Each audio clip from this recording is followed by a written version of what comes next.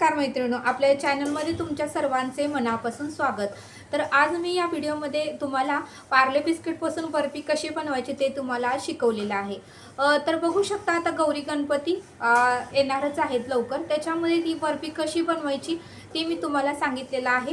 कारण कसं गणपती आले की लगेच 2 दिवसांनी गौरी पण येतात, मग आपल्याला सगळं फराळाचं करावं लागतं। लाडू, करंज्या, शंकरपाळ्या, चकल्या, चिवड्या, त्याबरोबरच ही बर्फी सुद्धा तुम्ही केली तर खूप सुंदर वाटेल आपलं डेकोरेशन।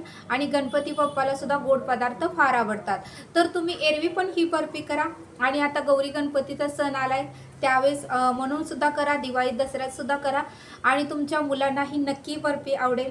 आणि फक्त पार्ले बिस्किट पासून मी ही बर्फी बनवलेली आहे। तर मैत्रिणींनो, काहीच अवघड नाही, स्टेप बाय स्टेप बघा, तुम्हाला सर्व काही समजेल आणि खूप सोपी पद्धत आहे। एकदा तुम्ही नक्की करून बघा आणि खूप टेस्टी पण लागते। तर मैत्रिणींनो, चला करूया सुरुवात। तर मैत्रिणींनो, आज आपण बघणार आहोत की पार्ले बिस्किटपासून बर्फी कशी बनवायची ते मी तुम्हाला शिकवणार आहे आणि खूप छान ही बर्फी होणार आहे। तर बघा, गौरी गणपतीच्या दिवशी आपल्याला गोड पदार्थ करावेच लागतात। आपण लाडू, पेढे झालं तर अजून उकडीचे मोदक करतो, साधे मोदक करतो आणि गौरी आलेल्या दिवशी सुद्धा सर्व फराळाचं करतो। तर त्या दिवशी तुम्ही ही बर्फी सुद्धा बनवा, सर्व मुलांना पण आवडेल आणि गणपतीला पण ही बर्फी आवडेल। तर तुम्ही नक्की ही बर्फी तयार करून बघा। तर बघा, अशा पद्धतीने बिस्किट पुडे मी घेतलेले आहेत। 2 बिस्किट पुडे आपल्याला घ्यायचे आहेत आणि ही बर्फी खूप सुंदर होणार आहे, आपण मार्केटमधून विकत आणल्यासारखी होणार आहे आणि कोणाला कळणार पण नाही की ही बर्फी बिस्किटपासून बनवली आहे, हे सुद्धा कोणाला समजणार नाही। तर अशा पद्धतीने तुम्हाला खूप सुंदर आणि छान बर्फी बनवायला मी शिकवणार आहे। तर बघू शकता, आता इथे मी कढई ठेवलेली आहे आणि कढईमध्ये मी साजूक तूप घातलेलं आहे। तुम्ही तेल घालू शकता, पण कसं तुपामुळे थोडीशी चव वेगळी येते बर्फीला, त्यामुळे मी तूप गरम करायला ठेवलं होतं। आताच गरम झालं की आपल्याला बिस्किट तळून घ्यायचे आहेत आणि मैत्रिणींनो, बिस्किट खूप पण तळू नका, काळे मिट्ट होतील, थोडंसं गोल्डन कलरवर आपल्याला काढायचे आहेत। त्या पद्धतीने मी तुम्हाला सांगते, अशा पद्धतीने गोल्डन कलर, थोडासा चॉकलेटी मरून कलर येऊ द्या आणि काढल्यानंतरच तुम्ही काढा। अशा पद्धतीने तुपामध्ये आपल्याला तळून घ्यायचे आहेत। तुम्ही इतर कोणतेही बिस्किट घेऊ शकता, पण शक्यतो क्रीमचे बिस्किट घेऊ नका, खारे बिस्किट घेऊ नका, क्रॅकजॅक, मोनॅको आणि क्रीमचे बिस्किट घेऊ नका, अदरवाईज कुठलेही बिस्किट घेतले तर चालते। तर अशा पद्धतीने मी पार्ले बिस्किट घेतलेलं आहे, तुम्ही इतर कुठलेही बिस्किट घेऊ शकता, मारी किंवा तुम्हाला जे आवडते गोड बिस्किट ते सुद्धा तुम्ही घेऊ शकता, फक्त क्रीमचे घेऊ नका आणि खारे बिस्किट घेऊ नका। तर अशा पद्धतीने गोल्डन कलरवर आपल्याला सर्व काही तुपातून बिस्किटं तळून घ्यायचे आहेत। अंदाजे मरून कलर यावा अशा पद्धतीने तळा, खूप पण काळं तळू नका की जेणेकरून आपल्या बर्फीची चव बदलेल। स्टेप बाय स्टेप बघा, अशा पद्धतीने तुम्ही जर बघितलं तर तुम्हाला सुद्धा सहज ही बर्फी जमू शकेल।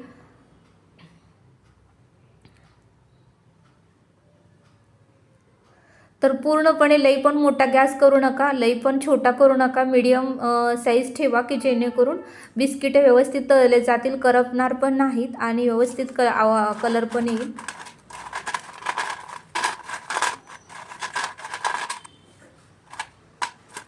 तर बघू शकता बिस्किटाचा आवाज किती येत आहे, तळल्यानंतर थोडेसे मऊसूद होते, पण बघू शकता आता आपले बिस्किट गार झाल्यावर कडक झालेले आहेत, त्याचा आवाज पण छान येत आहे आणि तूप घातल्यामुळे त्याची टेस्ट पण खूप छान येणार आहे। तुम्ही तूप असेल तर तुपात तळा, तेल असेल तर तेलात तळा, पण शक्यतो मिठाई आपण तुपातच तळल्यामुळे छान वाटते, छान लागते। तर ही मिठाई खूप सुंदर होणार आहे, ही बर्फी खूप सुंदर होणार आहे। तर तुम्ही नक्की ही मिठाई बनवून बघा मैत्रिणींनो, आपण बेकरीतून विकत आणल्यासारखी ही मिठाई होणार आहे आणि टेस्टला पण खूप छान अशी लागणार आहे। तर बघू शकता आता सगळे बिस्किट आपल्याला कट करून घ्यायचे आहेत।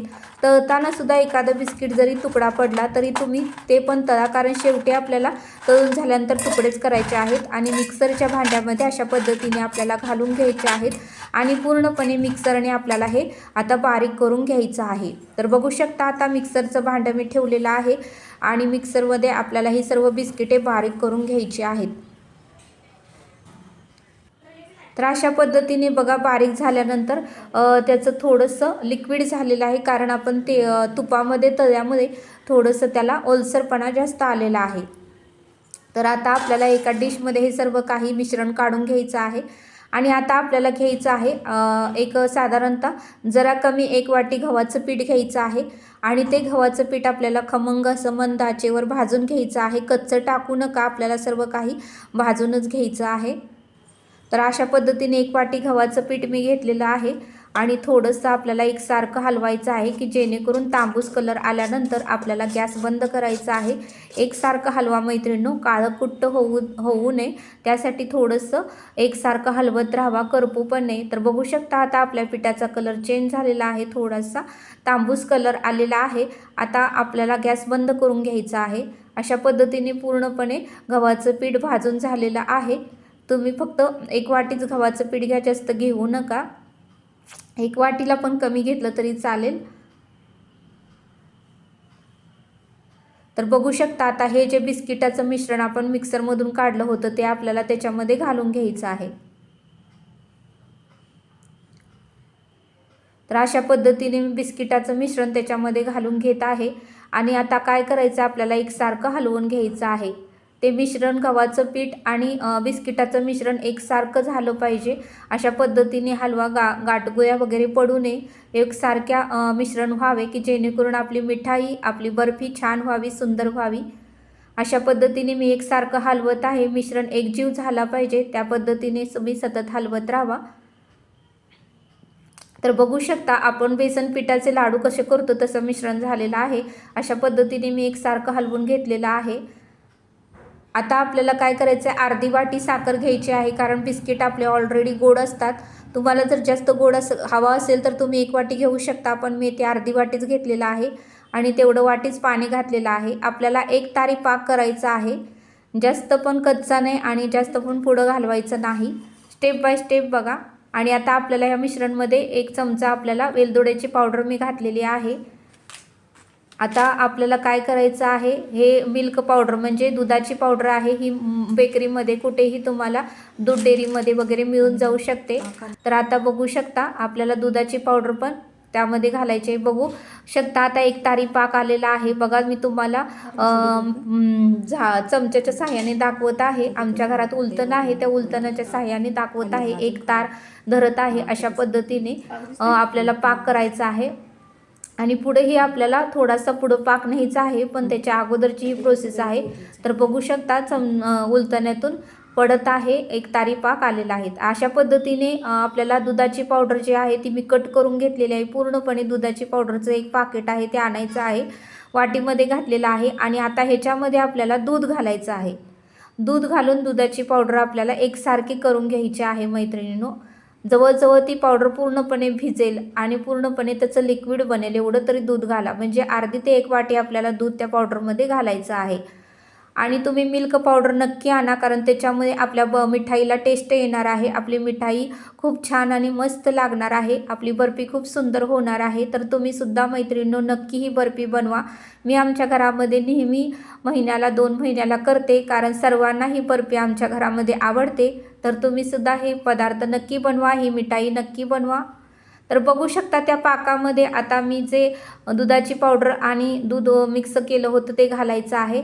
आणि आता हे लगेच काढू नका, 5 ते 10 मिनटं आपल्याला ठेवायचं आहे की जेणेकरून ते जे लिक्विड आहे ते घट्ट झालं पाहिजे. म्हणजे थोडंसं तर त्याला घट्टपणा आला पाहिजे, तेव्हाच आपल्याला गॅस बंद करायचा आहे, त्याच्या आधी करायचं नाही.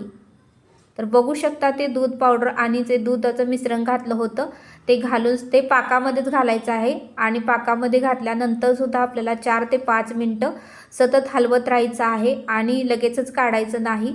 तर आपली बर्फी व्यवस्थित सुंदर आणि छान होणार आहे आणि टिकणार पण आहे.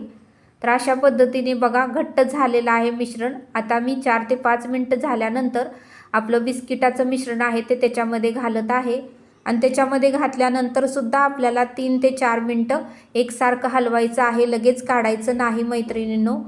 एकसारखं घट्टपणा आला पाहिजे मगच काढा, तुम्ही लगेचच काढू नका. अशा पद्धतीने बघा 4 ते 5 मिनटं मी गॅसवर ठेवलेला आहे. थोडासा घट्टपणा आलेला आहे आणि म्हणून मी खाली काढून तुम्हाला दाखवलेला आहे. घाई गडबड तुम्ही करू नका. 4 ते 5 मिनटं सतत आपल्याला हलवत राहायचं आहे. तर बघू शकता एकसारखं हलवल्यामुळे आपलं मिश्रण खूप छान झालेलं आहे. 4 ते 5 मिनटं मी परत गॅसवर ठेवल्यामुळे खूप सुंदर झालेलं आहे. अशा पद्धतीने एक डिश घ्या किंवा तुमच्याकडे केकचं जर ट्रे असेल तर त्या ट्रेमध्ये गरम गरमच घालायचं आहे. गार व्हायची वाट बघू नका.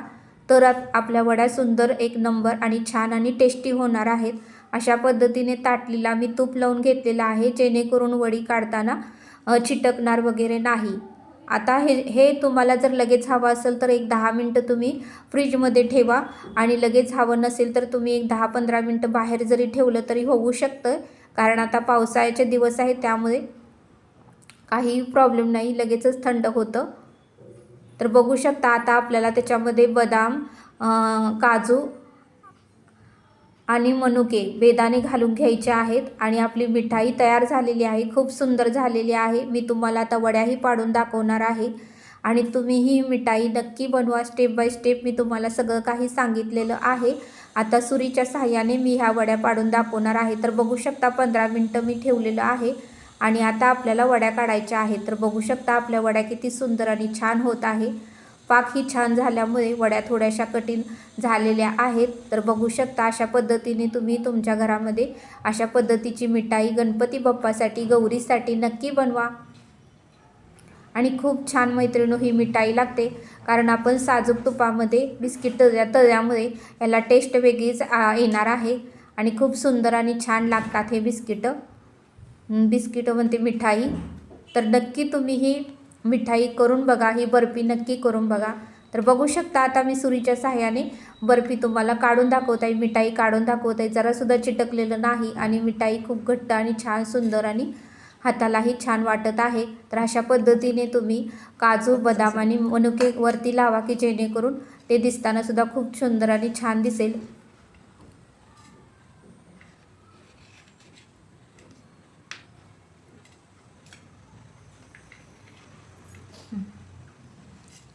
तर हा व्हिडिओ कसा वाटला मला नक्की कमेंट करून सांगा. व्हिडिओ आवडल्यास लाईक, शेअर आणि सबस्क्राईब करा. सबस्क्राईब केल्यावर माझ्या व्हिडिओचे नोटिफिकेशन तुम्हाला येतील. शेअर करा जेणेकरून ज्यांना गोड खायची आवड आहे त्यांना पण हा पदार्थ बनवता येईल. आणि मैत्रिणो हा पदार्थ तुम्ही ही मिठाई, ही बर्फी नक्की तयार करा आणि हा व्हिडिओ कसा वाटला मला नक्की छोटीशी कमेंट करून सांगा.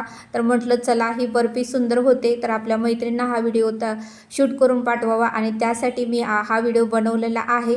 तर मैत्रिणींनो नक्की तुम्ही ही बर्फी तयार करून बघा. खूप सुंदर, टेस्टी आणि छान लागते. कारण आपण ही तुपामध्ये तळल्यामुळे त्याला वेगळीच टेस्ट आलेली आहे आणि दुधाची पावडर घातल्यामुळे खूप सुंदर आणि छान आपली बर्फी लागत आहे.